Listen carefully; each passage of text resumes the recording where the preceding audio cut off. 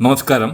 ഇന്ന് സംസാരിക്കുന്നത് വിശ്വ ഹിന്ദു പരിഷത്തിന്റെ സംസ്ഥാന പ്രസിഡന്റും പ്രശസ്ത ചലച്ചിത്ര സംവിധായകനുമായ ബിജി തമ്പിയാണ്. ശബരിമല തീർത്ഥാടനം ആരംഭിക്കാൻ ഏതാനും ദിവസങ്ങൾ മാത്രം ബാക്കി നിൽക്കുകയാണ്. കഴിഞ്ഞ കുറെ ദിവസങ്ങളായി ശ്രീ ബിജി തമ്പിയും അതുപോലെ വിശ്വ ഹിന്ദു പരിഷത്തും വാർത്തകളിൽ നിറഞ്ഞത് ശബരിമലയുമായി ബന്ധപ്പെട്ട്, വാവര് സ്വാമിയുമായി ബന്ധപ്പെട്ട് അദ്ദേഹം നടത്തിയ ചില പ്രസ്താവനകളും ചില പ്രതികരണങ്ങളും ചില നിരീക്ഷണങ്ങളും ഒക്കെയാണ്. അതിനെക്കുറിച്ചും ശബരിമല തീർത്ഥാടന കാലത്തെക്കുറിച്ചും അദ്ദേഹം സംസാരിക്കുന്നതാണ്.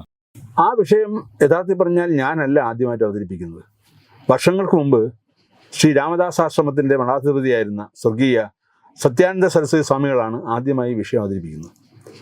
ഇത് അവതരിപ്പിക്കുന്നതല്ല, ഇത് ചരിത്ര സംഭവമാണ്. കാര്യം ഇത് നമുക്ക് വ്യക്തമായിട്ട് അറിയാവുന്ന കാര്യമാണ്. ആരൊക്കെയോ ചേർന്ന് മറച്ചു വെച്ചതാണ്, അതിന് പുതിയതുണ്ടാക്കിയതാണ്. സത്യത്തെ മറച്ചു വെച്ചിട്ട് പുതിയ ഒരു ചരിത്രം ഉണ്ടാക്കുന്നതാണ്. ഇപ്പോൾ പലതും അങ്ങനെ നടന്നുകൊണ്ടിരിക്കുന്നുണ്ടല്ലോ.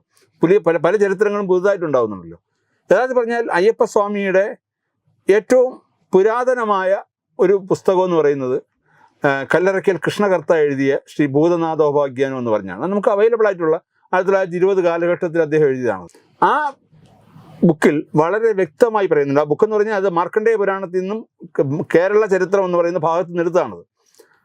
അതിൽ വളരെ വ്യക്തമായിട്ട് പറയുന്നുണ്ട് എന്താണ് ശബരിമലയെന്നും ശബരിമല ക്ഷേത്രത്തിൻ്റെ പ്രത്യേകത എന്താണെന്നും അവിടെ വ്രതം എങ്ങനെ അനുഷ്ഠിക്കണമെന്നും അവിടുത്തെ ഓരോ ആചാര അനുഷ്ഠാനങ്ങൾ അതിനകത്ത് വ്യക്തമായി പറയുന്നുണ്ട്. അതിൽ വ്യക്തമായി പറയുന്നുണ്ട് വാവരനെ കുറിച്ച്. വാവരൻ എന്ന് പറയുന്നത് ശിവഭൂതമാണ്.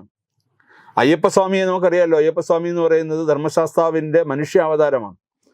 നമ്മുടെ പല യുഗങ്ങൾ കഴിഞ്ഞ് നമ്മൾ 4ാമത്തെ യുഗത്തിലാണ് ഇപ്പം നിൽക്കുന്നത്, കലിയുഗത്തിലാണ് നിൽക്കുന്നത്. ഈ കലിയുഗത്തിൽ ഒരു ഈശ്വര ജന്മം ഉണ്ടായിട്ടില്ല. പക്ഷെ ഉണ്ടായിട്ടുള്ളത്, കലിയുഗത്തിലുണ്ടായ ഒരേ ഒരു അവതാരം എന്ന് പറയുന്നത് അയ്യപ്പസ്വാമിയാണ്. മറ്റ് ശ്രീകൃഷ്ണനോടുകൂടി ദ്വാപരയുഗം അവസാനിച്ചു. അതിനുശേഷം കലിയുഗത്തിൽ മറ്റ് ഈശ്വര ജന്മങ്ങളൊന്നും ഉണ്ടായിട്ടില്ല. ഇനിയും കൽക്കി വരുമെന്നാണ് പറയുന്നത്. അത് നമുക്ക് കാത്തിരിക്കാം. പക്ഷേ അവിടെ ഈ കലിയുഗത്തിൽ അവതരിച്ച ഒരു ഈശ്വരീയ ചൈതന്യം എന്ന് പറയുന്നത് അയ്യപ്പനാണ്. ആ അയ്യപ്പൻ എന്ന് പറയുന്നത് ധർമ്മശാസ്താവിൻ്റെ മനുഷ്യാവതാരമായിരുന്നു. ആ അവതാരത്തിൻ്റെ പുരാണങ്ങളിലേക്ക് പോയി കഴിഞ്ഞാൽ ആ അവതാരത്തിൻ്റെ ലക്ഷ്യം എന്ന് പറയുന്നത് നമുക്കറിയാം. നമ്മുടെ മഹിഷാസുരൻ്റെ സഹോദരിയായ മഹിഷി, ഇവർ രണ്ടും ഉണ്ടാക്കിയ പ്രശ്നങ്ങളും.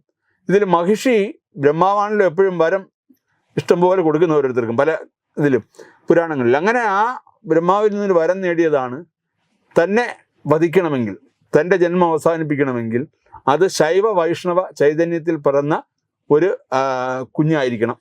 മാത്രമല്ല അത് 12 വർഷം, ഒരു വ്യാഴവട്ടക്കാലം മനുഷ്യരോടൊപ്പം ഭൂമിയിൽ ജീവിച്ച് ആ ആൾക്ക് മാത്രമേ തന്നെ അവസാനിപ്പിക്കാൻ കഴിയൂ എന്നൊരു വരം വാങ്ങിയതിൻ്റെ പേരിലാണ് അയ്യപ്പൻ്റെ അവതാരം ഉണ്ടാകുന്നത്.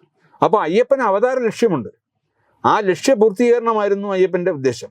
അതിനുവേണ്ടിയാണ് പന്തളത്ത് വരുന്നതും പന്തളം രാജാവിൻ്റെ ദത്തുപുത്രനായി അവിടെ എത്തുന്നതും. ആ 12 വർഷം കാലം കഴിഞ്ഞ് അയ്യപ്പൻ്റെ തന്നെ നിശ്ചയമായിരുന്നു ഈ പുലിപ്പാലും ഈ പ്രശ്നങ്ങളും ഒക്കെ. അങ്ങനെ അതിനുവേണ്ടി എരുമേലിയിലെത്തുകയും അവിടെ മഹിഷി മർദ്ദനം നടക്കുകയും. അപ്പം അന്ന് 33 ദേവതമാരോട് വന്നിട്ടുണ്ട്. അവർക്കെല്ലാം അവിടെ ആസ്ഥാനങ്ങളുണ്ട്. പിതൃസ്ഥാനത്തുള്ള ശ്രീ പരമേശ്വരൻ അവിടെ വരുന്നു. അദ്ദേഹം കാളയെ കെട്ടിയ സ്ഥലമാണ്, കാള കെട്ടിയെന്ന് പറഞ്ഞ ക്ഷേത്രം ഇന്നും. അപ്പോൾ അദ്ദേഹമാണ് അയ്യപ്പസ്വാമിക്ക് ഉടവാള് നൽകുന്നത് മഹിഷി മർദ്ദനത്തിനായി. എന്നിട്ട് അദ്ദേഹത്തിൻ്റെ പരമശിവൻ്റെ ഏറ്റവും പ്രാധാന്യമായ ശിവഭൂതത്തെയാണ് അയ്യപ്പന് കൂട്ടായി അയക്കുന്നത്. ആ ശിവഭൂതമാണ് വാവരൻ.